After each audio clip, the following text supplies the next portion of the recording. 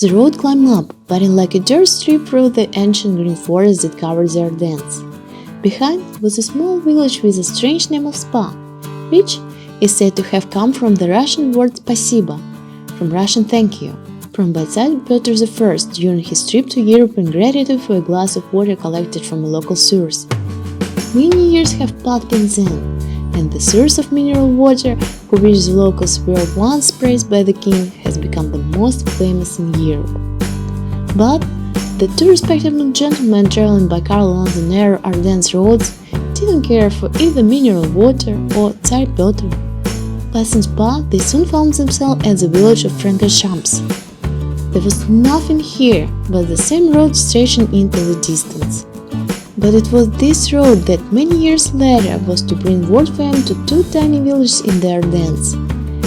As is known from numerous commercials, there is no gold in the Alps. The Ardennes are much lower than the Alpine range, but in these mountains there is a pearl, the fame of which today thunders far beyond the borders of Belgium, a racetrack that snakes between Francorchamps, Stellet and Malmedy.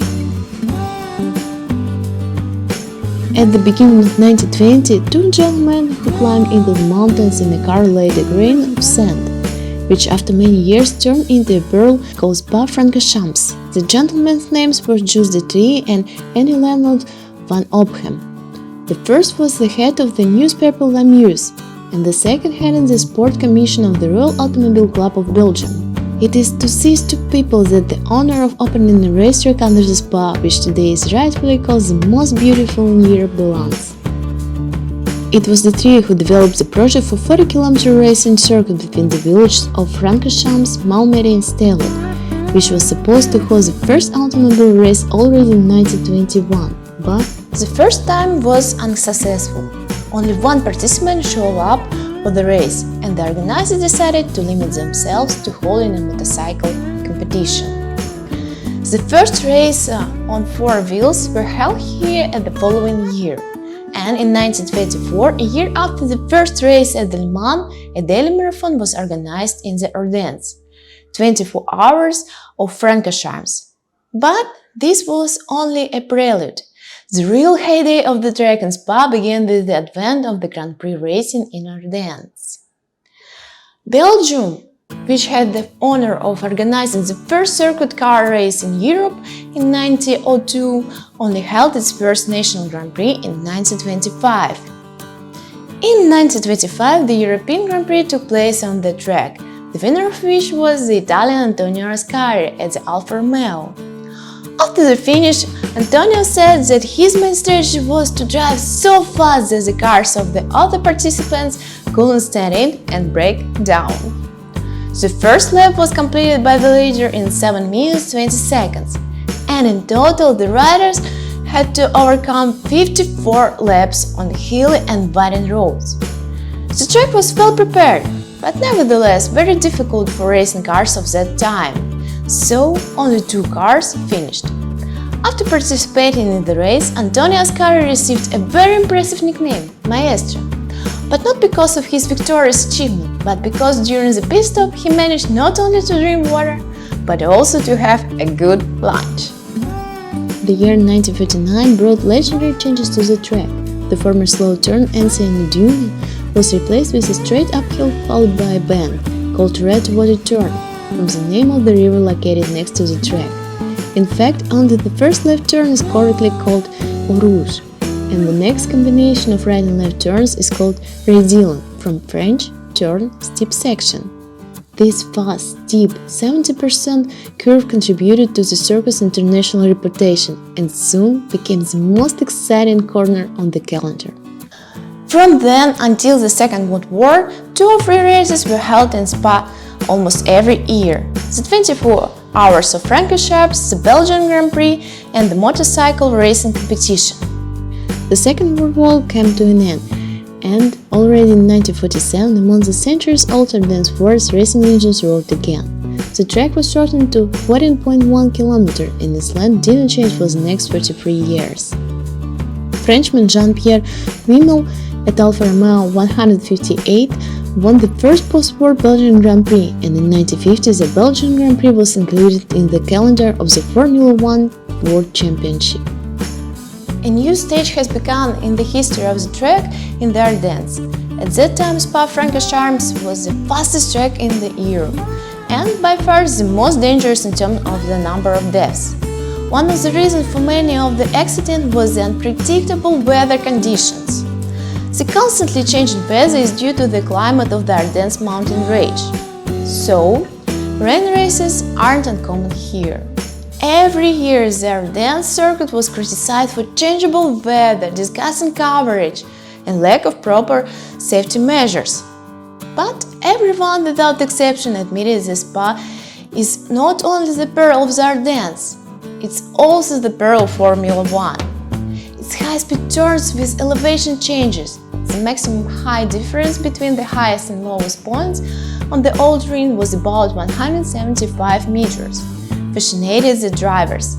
The king of the Ardennes in the 60s was rightfully considered the blind scout Jim Clark, who excelled 4 times in Spa. Over the years, people gradually got used to the beauties of the Ardennes, and the track in Spa began to be scolded more and more. Too long a racing ring and capricious weather led to the fact that often half of the track was flooded with the water falling from the sky, while the other remained completely dry. Diving into the well of the rain, the racer didn't know whether he was destined to get out of it after a couple of kilometers, or if someone's broken car would be in front of his nose at the next turn. Due to the considerable length of the route, it was almost impossible to establish a reliable signaling system in the 50s and 60s. Accidents happen in Spa almost every year, but in most cases drivers were lucky. Lucky until the terrible June Sunday of 1960. On June 19, 1960, it was a hot sunny day in the Ardennes. Capricious nature this time didn't prepare any special surprise for the racing spectators of the Belgian Grand Prix. However, with 2 young guys from among the 17 riders that went to the start of the Grand Prix in Spa, this day was the last. On lap 20 of the race, 22-year-old Englishman Chris Bristow lost control of his Cooper after colliding with a Wild Myers Ferrari. The car crashed into a guardrail, burying Chris underneath.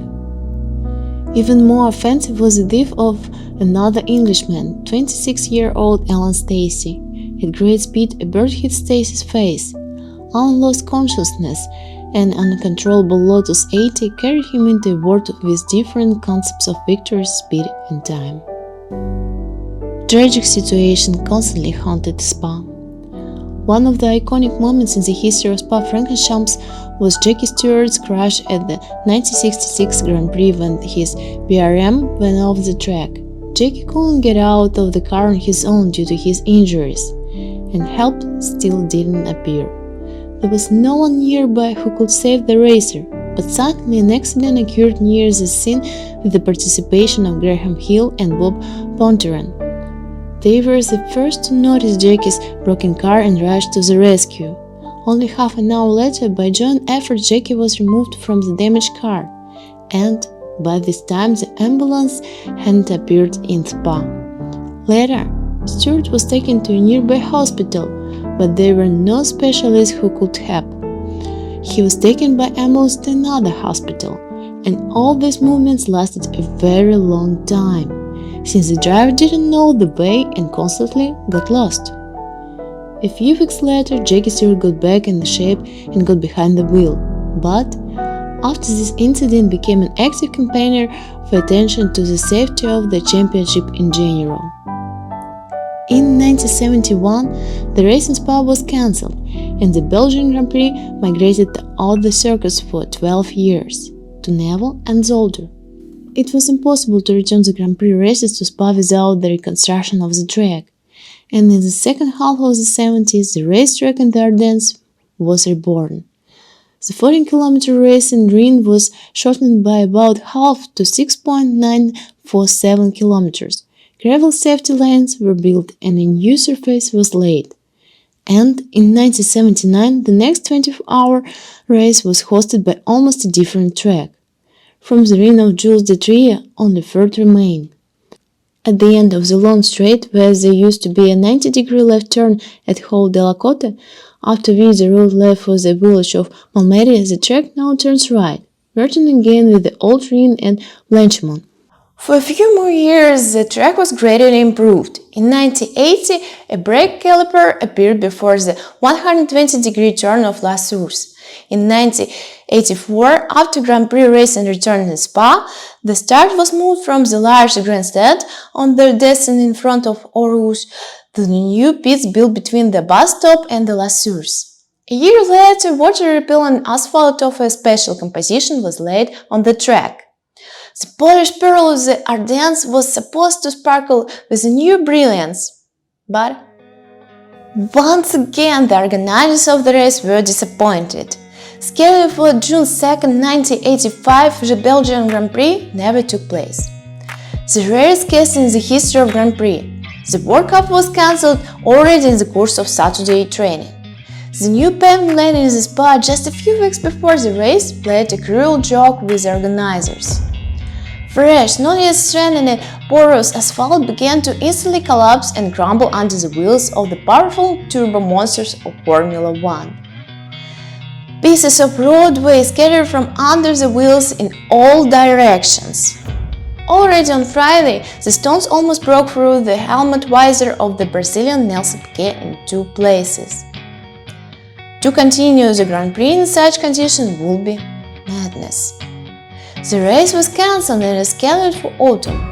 And on the first day of September, 2 weeks before the newly announced Belgian Grand Prix, tragedy struck at Spa. Stefan Belov, one of the most talented drivers of the mid-80s, died during the 1,000-kilometer race of the World Prototype Championship. Attacking the leading Jackie X, the German made a stupid and reckless maneuver, as the latter wrote in the press, trying to put the Belgian in the red water. The two Porsches collided and Belov's car crashed into the concrete base of the grandstand at high speed. Despite all these misfortunes, on September 15, 1985, the 42nd Belgian Grand Prix was finally held in the Ardennes on the second attempt, opening a new page in the history of the Spa-Francorchamps circuit. From that moment on, the most beautiful track in Europe, laid along public roads connecting 3 Belgian villages in the Ardennes, finally entered the calendar of the World Championships, turning into the cradle of great champions. From 1983, when the renovated Spa-Francorchamps first became the Grand Prix arena, until 1998, only world champions, present and future, won here. In the 80s, Ayrton Senna became the new king of Spa. The Brazilian celebrated his first victory in the Ardennes in 1985, and from 1988 to 1991, he won 4 times in a row. Also 4 victories for Schumacher, 3 for Hill, 2 for Prost, and 1 for Mansell. However, despite the obvious playabilities of the champions, today's Spa can rightfully be called not only the most beautiful, but also the most unpredictable track in Europe, and maybe in the whole world. Years have proven that the Pearl of the Ardennes can brighten up even the most boring Grand Prix season. Do you believe? Let's remember the powerful triumph of Schumacher in 1991, which on a modest Jordan became 7th in qualifying.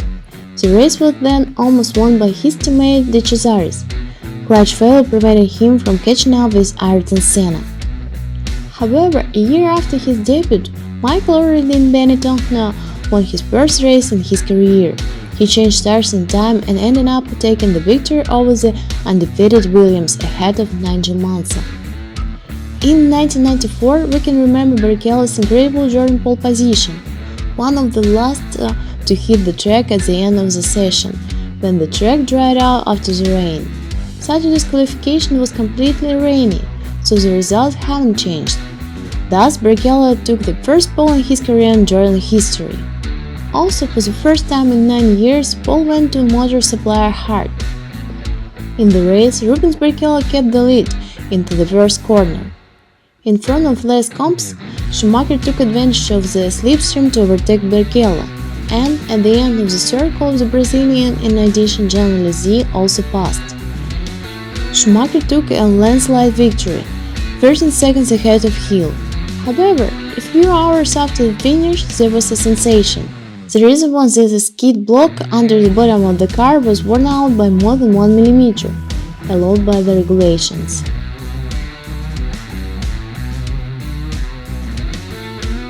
In 1995, Schumacher scored a crazy victory starting from 16th place. In the 1995 season, the scheme of these two qualifications continued to operate, Friday and Saturday. With such a scheme, the weather could play an even greater role than today. If you miss the only moment when you can go through the fastest lap, then you won't win back in any way. So, on Friday the weather was so-so, and the second intermediate result of Schumacher in fact didn't matter, because on Saturday at some point the track finally became dry. That's just Michael was out of the game. The German broke the Benetton and then purposely watched as he was pushed back to the 16th position. In the race, Schumacher started carefully, without risk, to minimize the possibility of collision. Nevertheless, by the end of the first lap, the German got into 12th place. Then, Mika Häkkinen involuntarily helped Schumacher at McLaren.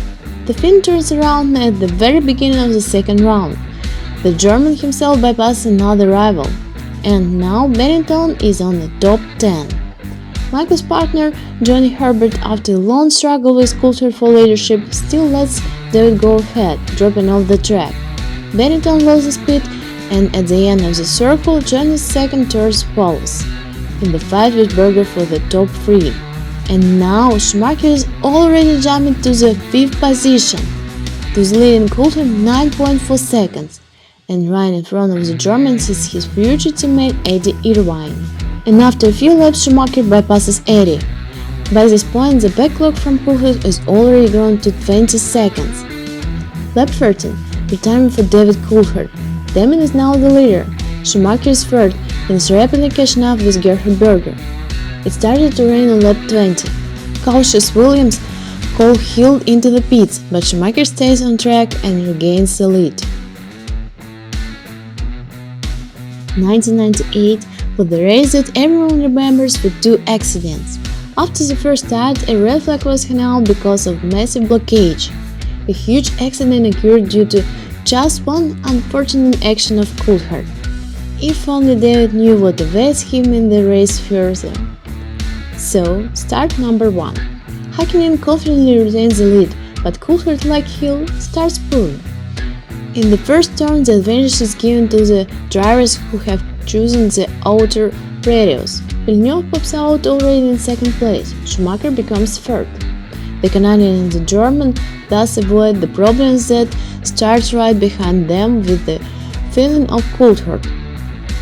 At the exit of La Source, Coulthard, clearly feeling insecure on a wet track, hit the safety rail and lost control over the McLaren. An unruly car crosses the track diagonally.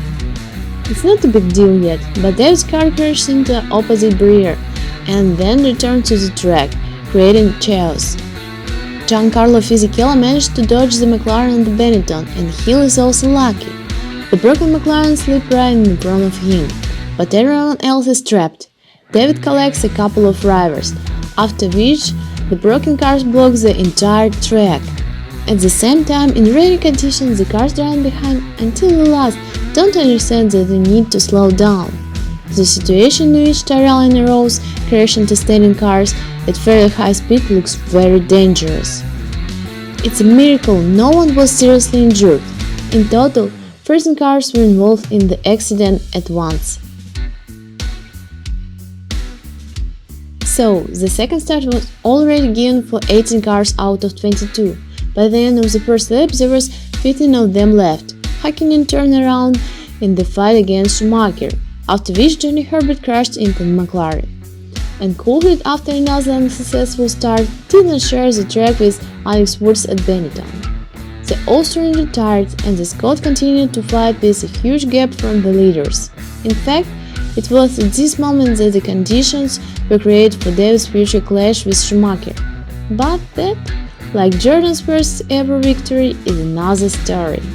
The year 2000 was remembered for the amazing overtaking of Mika Häkkinen in the fight against Schumacher for the victory. When the German went around the circle, the Finn boldly dived from the other side and took the lead in the race from Michael.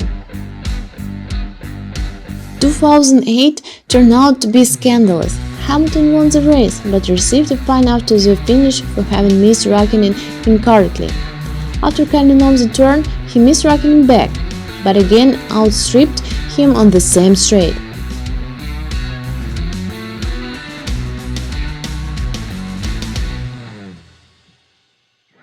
Kimi crashed the car and the victory went to Massa. In 2012, there was a dangerous accident in the start, which was provoked by Grosjean's imprudent aerobatics. Clamping Lewis Hamilton's McLaren on accelerating into the first turn, Romain provoked a massive blockage. Light contact was enough to make the MP427 uncontrollable. Lewis avoided contact with the wall but pushed Grosjean's E20 further into the crowd, involved Sergio Perez, Kamui Kobayashi, and most importantly Fernando Alonso. Sebastian Vettel and Kimi Raikkonen managed to get out of the first turn even before Grosjean's E20 reached them by air. In 2014, there was a scandal between Mercedes drivers. Hamilton and Rosberg finished the first lap in first and second place, and Lewis was told from the common bridge that his position was secure. However, Nico disagreed. On the straight camel, the German caught up with the leader and went on the attack in the Lecombe turn. Lewis was ahead and left no room for his opponent, but he, having decided not to cut the chicane, continued to fight and pierced his partner's tire with his wing. Hamilton had to retire. Rosberg finished second after damaging his front wing, losing the victory to Ricciardo. For nearly 98 years now, the Spy has continued to sparkle in the Ardennes forest, remaining one of the brightest jewels in the crown of the Queen of Motorsport. And at the same time, one of the most dangerous, taking the lives of two young drivers, Anthony Hubert in 2019 and Delano Van Hoff in 2023.